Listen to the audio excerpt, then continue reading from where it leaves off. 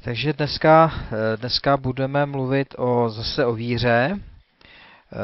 Podle té knihy, z které čerpáme, tak je to ta část druhá, nebo kniha druhá, která se jmenuje Čin pokání a věř. A tohle je třetí kapitola víra, její jedinečná a nejvyšší důležitost, jediný základ všeho spravedlivého života, přijímání všech božích zaslíbení.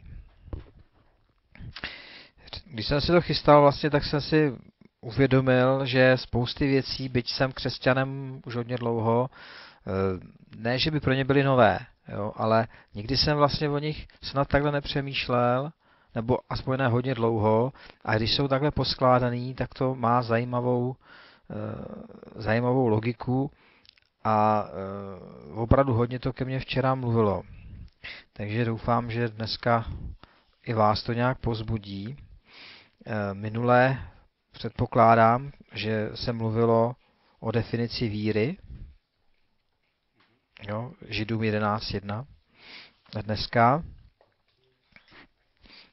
se podíváme o 5 veršů dále do Židům 11.6. Bez víry však není možné zalíbit se Bohu. Kdo k němu přistupuje, musí věřit, že Bůh jest a že se odměňuje těm, kdo ho hledají. Máme tady 2 výroky, že bez víry není možné zalíbit se Bohu a kdo k němu přistupuje, musí věřit, že Bůh je. Já teď si nejsem jistý, ale mám pocit, že není až tolikrát v písmu psaný, jestli vůbec, že se může něčím zalíbit Bohu. Ale tady o té víře to napsané je, že právě vírou, kterou k němu přistupujeme, se mu líbíme. A samozřejmě věřím, že všichni tak jako nějak fungujeme, že když k němu přistupujeme, musíme věřit, že vůbec je. Takže vidíme, že víra je nevyhnutelnou podmínkou, kterou jedinou musí splnit každý, kdo chce k Bohu přistoupit, kdo se chce Bohu líbit. Opačná nebo záporná stránka této pravdy pak je v Římanům 14.23, kde je napsáno: všecko, co není z víry, je hřích.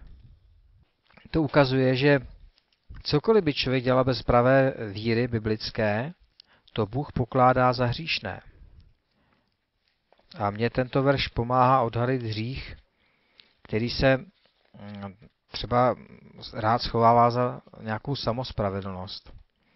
Za nějakou myšlenku, že přece není špatný, co dělám, že tím nikomu neubližuji. Pro mě je třeba tenhle verš velice důležitý právě pro odhalování hříchů, kdy si nejsem tak nějak jistý, protože jasně tady říká, všecko, co není z víry, je hřích. Pokud nemám víru na to, že to, co dělám, je správný, tak bych to prostě dělat neměl. A Bůh to považuje za hřích. Platí pro náboženské činy, činnosti, jako jsou navštěvování shromáždění, i modlitba nebo zpívání písní, skutky milosrdenství. Jestliže nejsou skutky dělány v upřímné víře v Boha, pak pro něho nemohou být přijatelné. A pokud nejsou předcházeny opravdovým pokáním a nejsou-li motivovány pravou vírou, nejsou ničím jiným než mrtvými skutky, pro Boha nepřijatelnými. Ještě mě napadá vlastně jedna taková věc, která tady není, a který se asi časem taky dostaneme, a to je, že všechno, co neděláme z lásky, jo, pro Boha nic neznamená.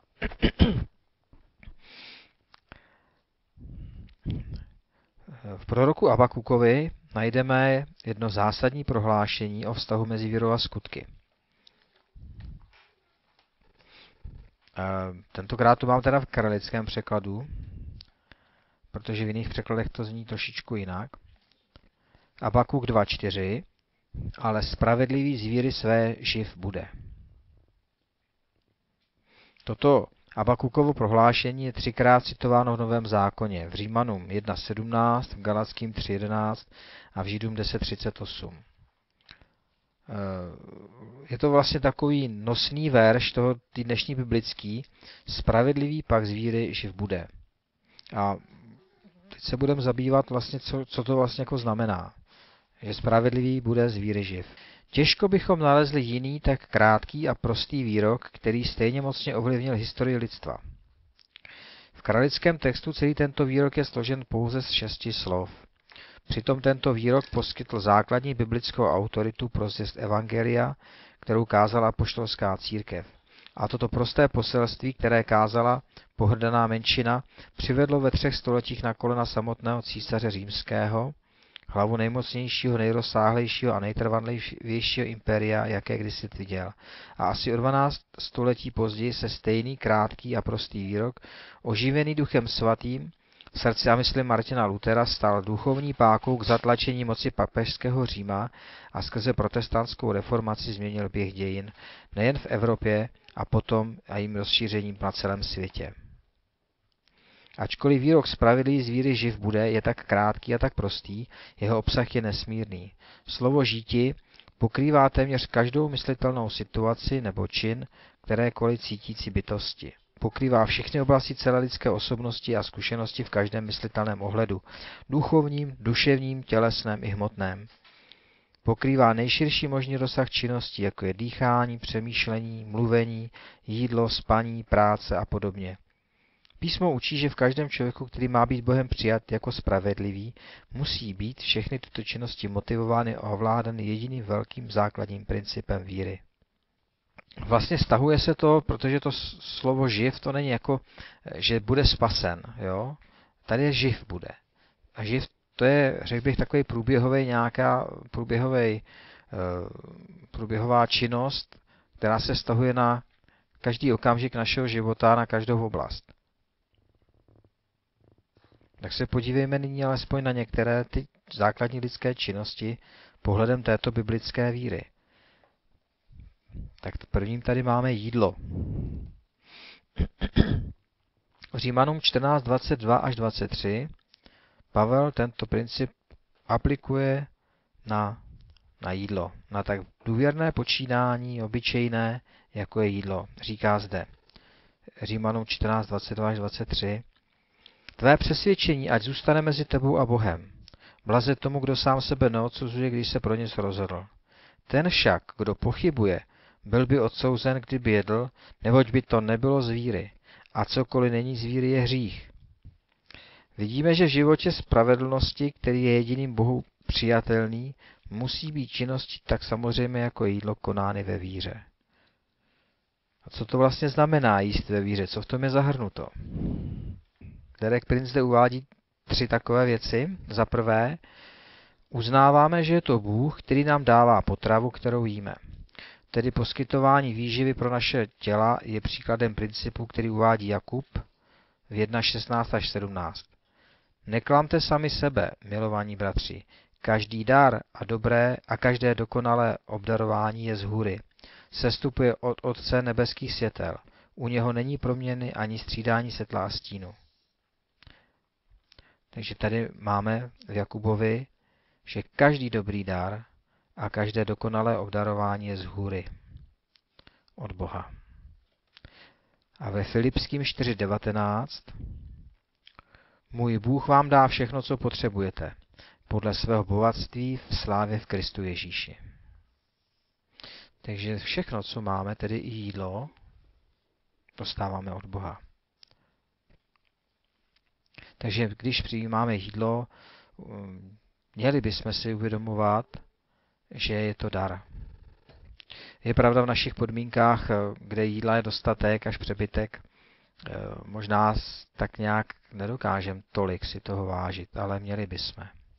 Měli bychom opravdu za jídlo děkovat, za to, že žijeme v místě, kde s ním není nějaký zásadní problém. Za druhé uznáváme, že je to Bůh, kdo nám dává naše jídlo a přirozeně před jídlem zastavíme, abychom mu za ně poděkovali. A tím posloucháme přikázání, které je v Korinským 3.17, Koloským 3.17. Všechno, cokoliv mluvíte nebo děláte, čiňte ve jménu Pána Ježíše a skrze něho děkujte Bohu Otci. To jsou opravdu takové hodně silné verše, když si člověk to uvědomí. Opravdu všechno, cokoliv mluvíte nebo děláte, čiňte ve jménu Pána Ježíše a skrze něho děkujte Bohu Otci. Takže i to jídlo, když teda ho jíme, čiňme ve jménu Pána Ježíše a děkujme Otci. A buďme si jistí, že Bůh to jídlo požehná, takže z něho získáme maximum. Maximum výživy a užitku. Apoštol Pavel v 1. Timoteovi 4 až 5 říká, neboť všechno, co Bůh stvořil, je dobré a nemá se zavrhovat nic, co se přijímá s díku vzdáním. Vždyť je to posvěceno Božím slovem a modlitbou. Tak tedy skrze naši víru a modlitbu je jídlo, které jíme požehnané a pro nás posvěcené. Takže děkování. Za prvé uznáváme, že to, co nám dává to jídlo, je od Boha, poděkujeme mu za to. A za třetí, máme-li jíst ve víře, musíme také uznávat, že zdraví a síla, kterou ze svého jídla získáváme, náleží Bohu a musí být použita v jeho službě a k jeho slávě. Tímto uznáváme zásadu, kterou uvedl Pavel v 1. Korinským 6.13. Ale tělo ne smilstvu, ale Pánu a Pán tělu. Tělo není pro žádné nemravné, nečisté, pošetilé nebo škodlivé užívání, ale Pánu. Takže naše těla jsou tak vírou a svatým životem vydána Pánu a my pak můžeme očekávat naplnění modlitby apoštola Pavla. Sám Bůh pokoje nech vás celé posvětí a zachová vašeho ducha, duši i tělo bez úrazu a poskvrny do příchodu našeho Pána Ježíše Krista, což je v 1. Tesalonicenským 5.23. Sám Bůh pokoje nechť vás celé posvětí a zachová vašeho ducha, duši i tělo bez úrazu a poskvrny do příchodu našeho Pána Ježíše Krista. To všechno ještě mnoho dalšího je obsaženo v zásadě spravedlivý z víry živ bude.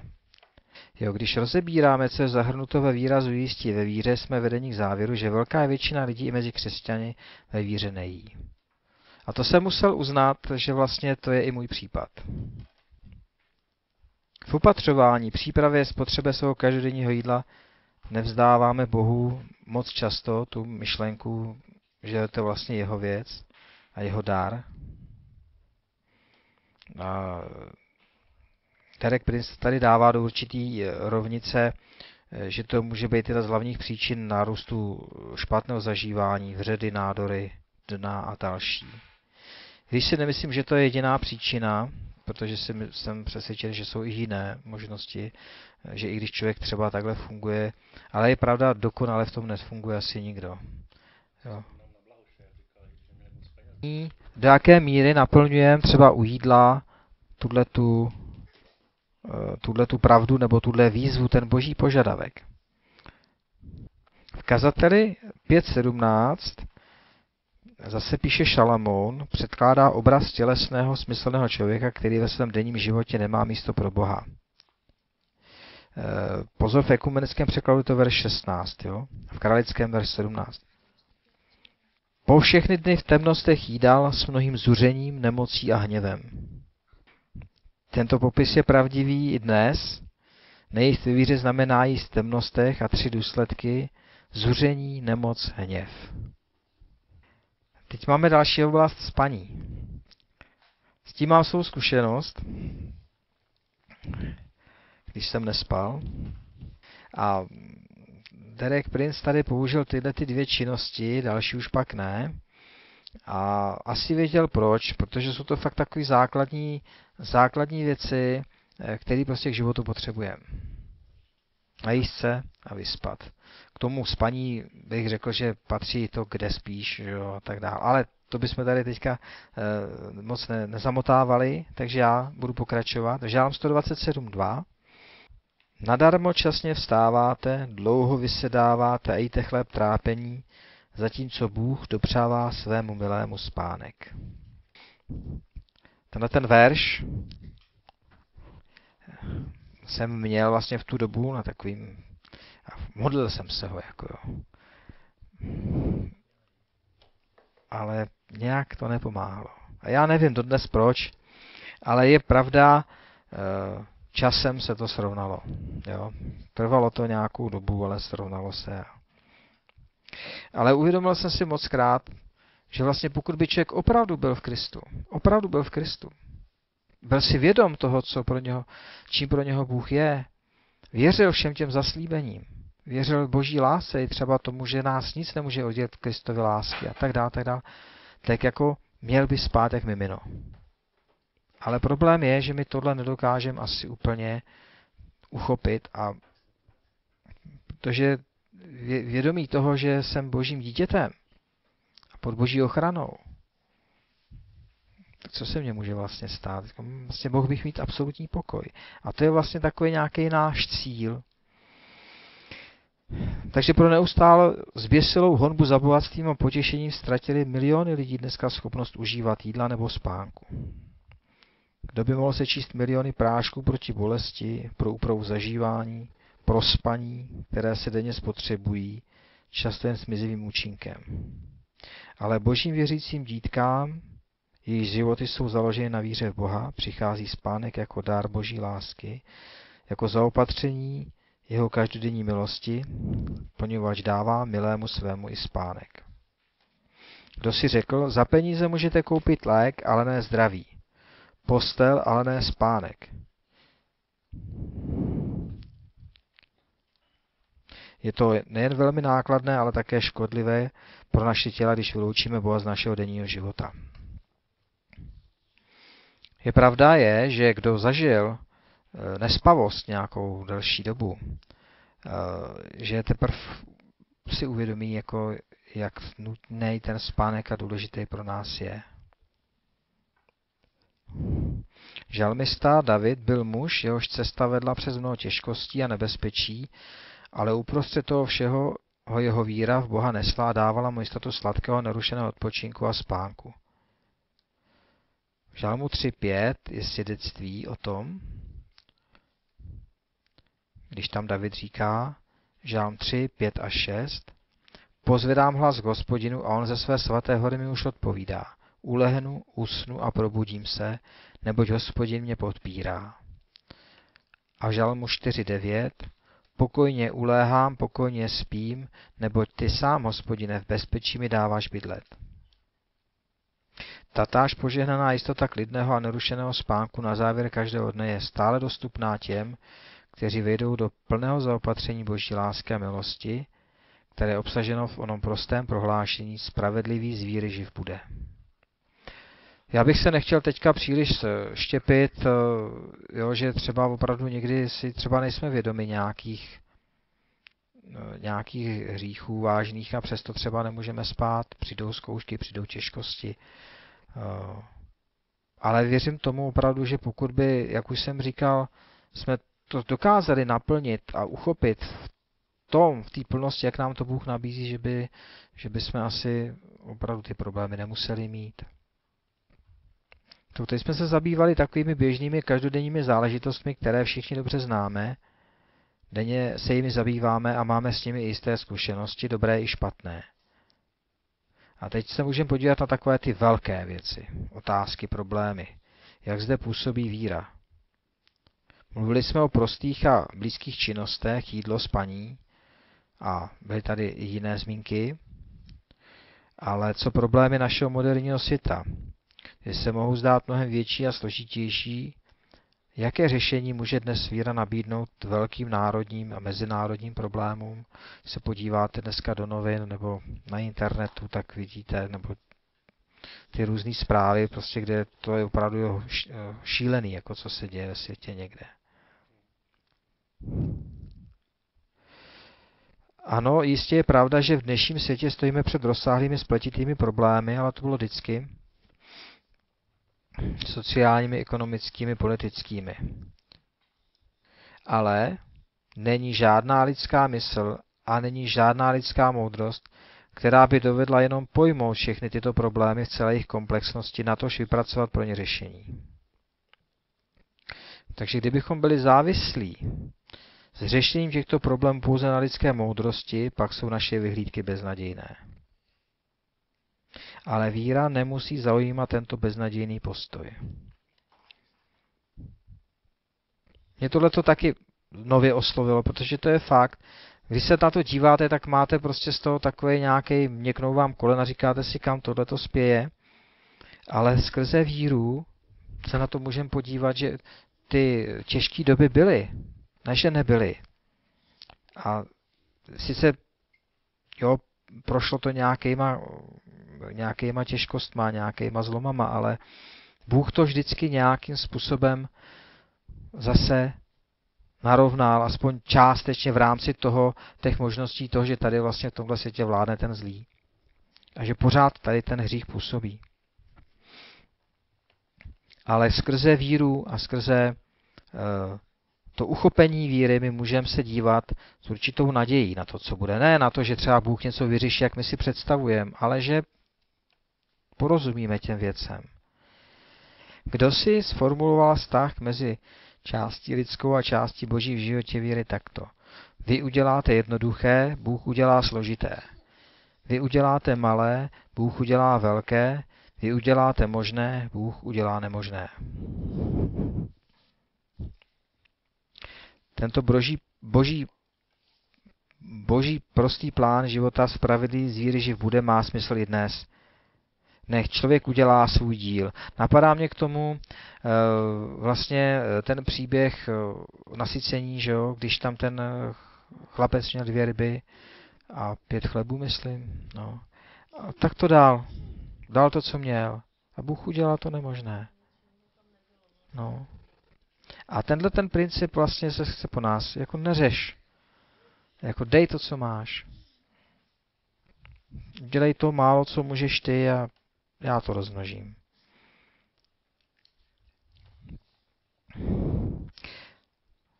Takže nech člověk udělá svůj díl, člověk skrze víru a poslušnost hledá Boží vedení a požehnání v prostých úkonech denního života, v osobních vztazích doma a ve společenství a přijde úleva a únik z tlaku a napětí tělesného, duševního a morálního hroucení moderního života. Tato jednoduchá zásada spravedlivý z víry živ bude má v sobě stále moc revolučně měnit život a osud každého moderního národa, který ji uplatní. Boží odpovědí na lidské problémy a božím opatřením pro každého člověka je stále zásada spravedlivý z víry živ bude. Ze všech schopností a možností, které člověk má, je jen jediná, kterou může vyřešit problémy, před kterými stojí dnes.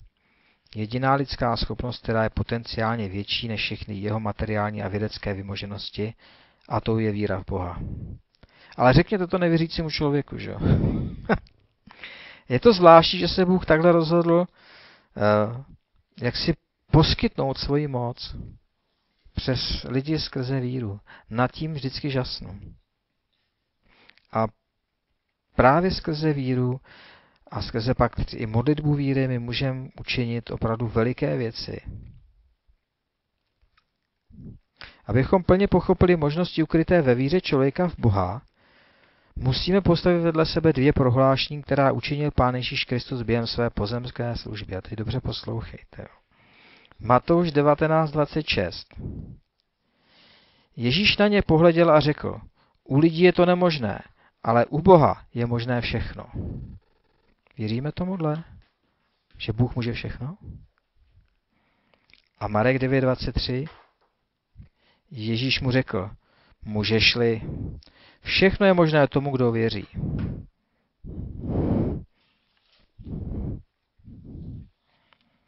Když postavíme tato prohlášení vedle sebe, u Boha je možné vše a všechno je možné věřícímu, to znamená, že skrze víru se boží možnosti stávají našimi možnostmi. Víra je prostředkem, kterým se boží všemohoucnost stává dosažitelnou člověku. To, co víra může přijmout, je omezeno pouze tím, co Bůh sám je schopen vykonat. Rozumíte téhle větě? Vlastně tím pádem můžeš cokoliv. Všechno. Je čas zde ještě nyní uvažovat o další stránce, nebo jedné stránce tohoto velkého předmětu víry. Doposud jsem mluvil o víře jako o zkušenosti lidského srdce, která proměňuje chování a určuje zásady, kterými má být veden celý běh lidského života. Je však nejvýše důležité dodat, že víra není něco pouze subjektivního, soukromého a osobního srdce každého věřícího.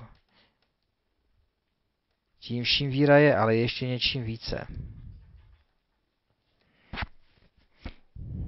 Víra je založena na určitých objektivních faktech, můžeme se ptát, která fakta to jsou, na níž je víra založena.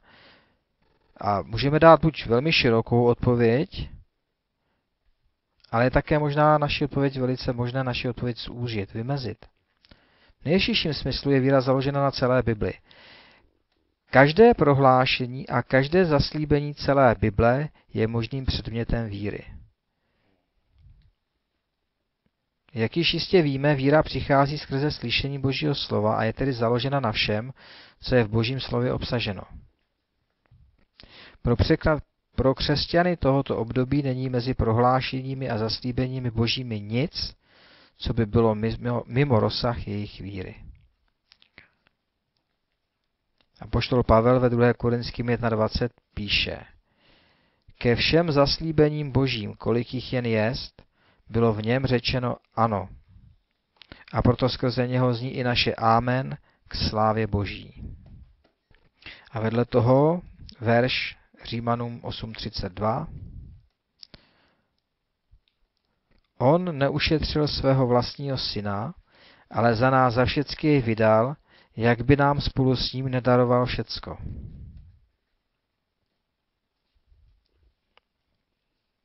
Vše, co Bůh vlastní, všechna jeho požehnání, všechna jeho zaslíbení, vše je volně dostupné každému člověku, který to přijme skrze víru v Kristovu smírčí smrt a vzkříšení.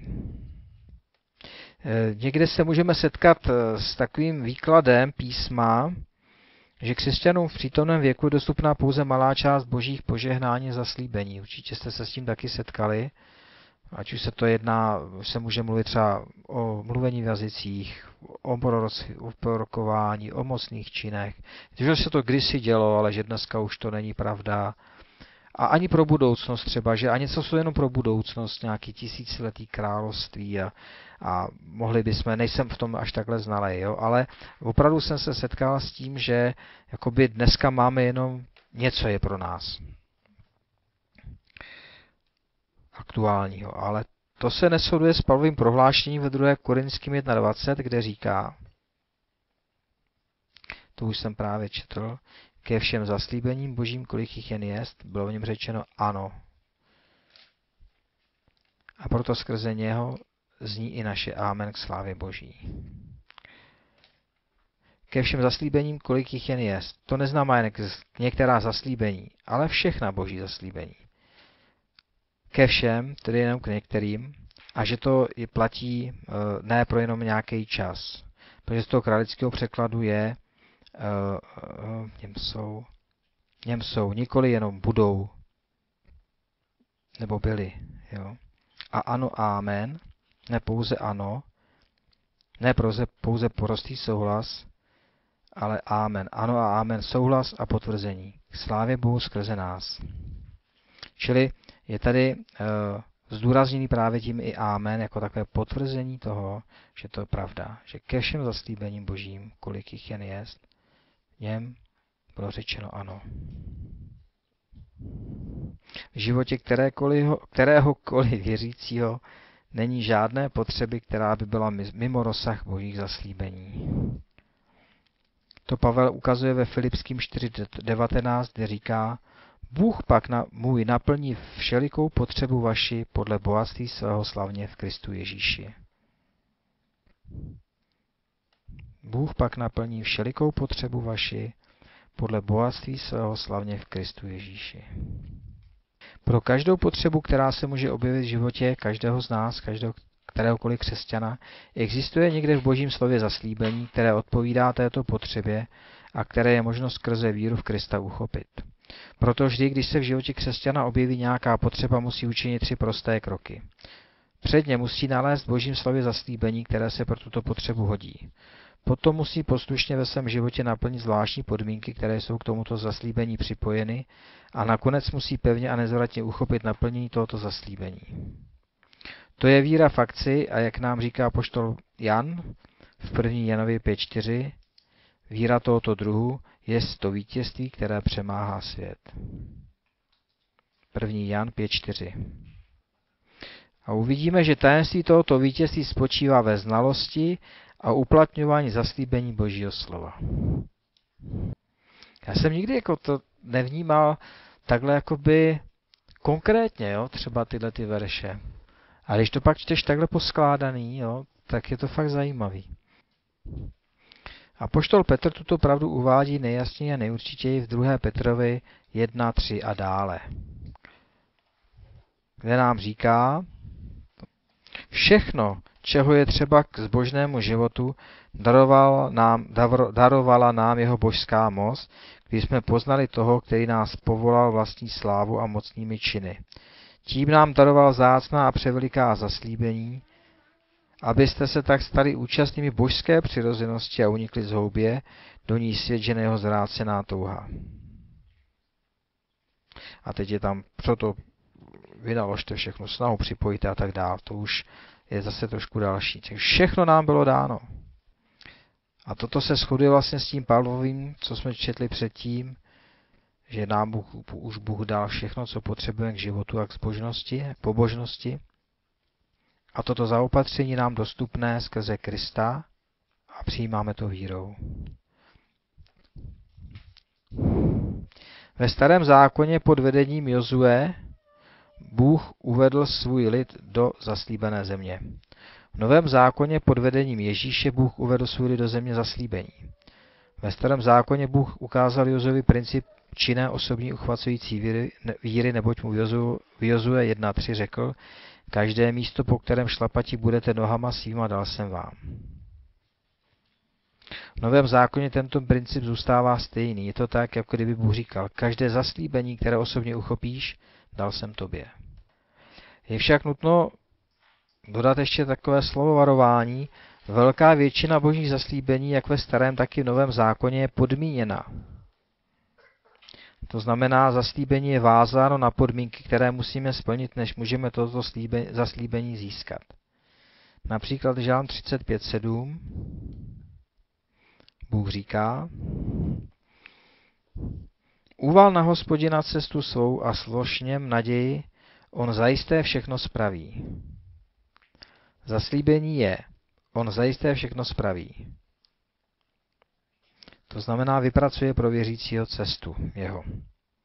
A dvě podmínky, které jsou uvedeny: uval na Hospodina cestu svou nejdříve a slož v něm naději. Slovo uval označuje jednorázový definitivní čin, druhá podmínka charakterizuje trvalý postoj. Tedy podmínky s tímto zaslíbením spojené můžeme vyložit takto. Nejprve učinit jednorázový definitivní akt vydání se a potom zaujmout trvalý postoj důvěry. Když věřící tyto dvě podmínky splnil, může uchopit vyplývající zaslíbení, on zajisté všechno spraví. Ať jeho specifická situace vyžaduje řešení nějakéhokoliv druhu. Tedy činná, uchvacující víra je klíčem k vítěznému křesťanskému životu. Musí být založena na zaslíbeních Božího slova a musí postupovat ve 3 krocích. Za prvé nalézt vhodné zaslíbení, za druhé splnit podmínky, na které je vázáno, a za třetí uchopit naplnění zaslíbení.